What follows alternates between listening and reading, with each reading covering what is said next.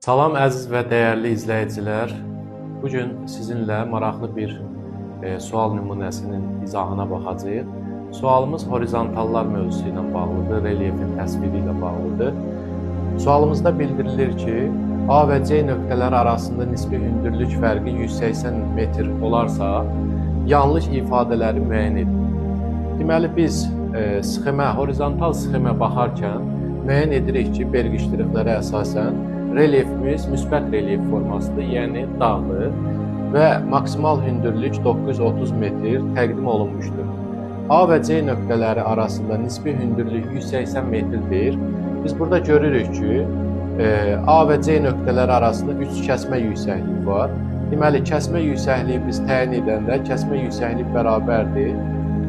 Bu nöqtələr arasındakı nisbi hündürlük fərqini kəsmə yüksəkliklərin sayına bölürük, düşür.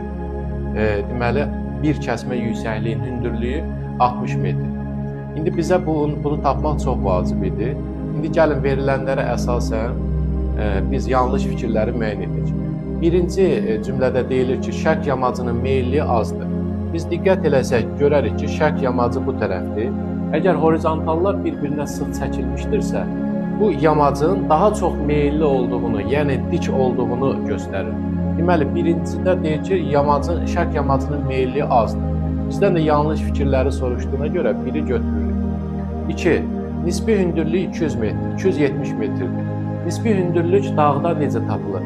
Dağın maksimal hündürlüyü ilə kənar horizontal arasındakı hündürlük fərqi tapılmalıdır. Kənar horizontalı tapmaq üçün əvvəlcə daxili horizontalı tapmalıyıq. Daxili horizontalın hündürlüyü deməli, maksimal hündürlükdən, yəni bu mütləq hündürlükdən kiçik, kəsmə yüksəkliyə qalıqsız bölünən ilk ədəddir. Bu da 900 metr deməkdir, 900 metr.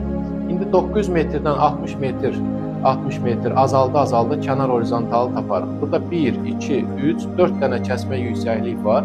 Hər biri 60 metr olanda yazırıq 900 çıxılsın, 4 vurulsun 60.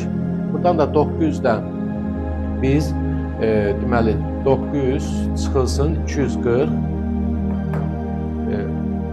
O da bərabərdir 660 metr. Deməli biz tapırıq ki, kənar horizontal hündürlüyü 660 metrdir. 930-dan da biz 660-ı çıxanda həqiqətən tapırıq ki, bu 270 metrdir. Amma bu düzgün fikir olduğuna görə biz bunu götürmürük. Deməli, gəldik növbəti.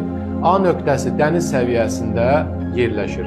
Deməli, A nöqtəsi dəniz səviyyəsində yerləşir. A nöqtəsi kənar horizontal olduğuna görə dəniz səviyyəsində hündürlüyü biz bilirik ki, 0 metr götürülür.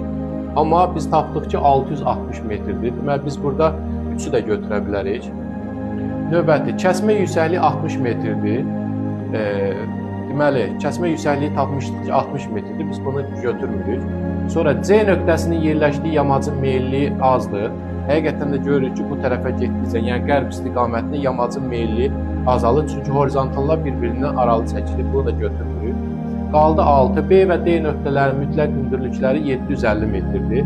B nöqtəsi və D nöqtəsi ikinci horizontal üzərində yerləşib.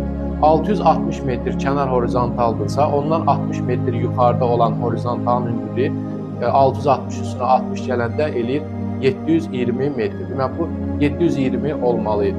Deməli, beləliklə biz doğru cavab kimi 1, 3, 6 C variantını götürürük. Diqqətinizə görə sağ olun.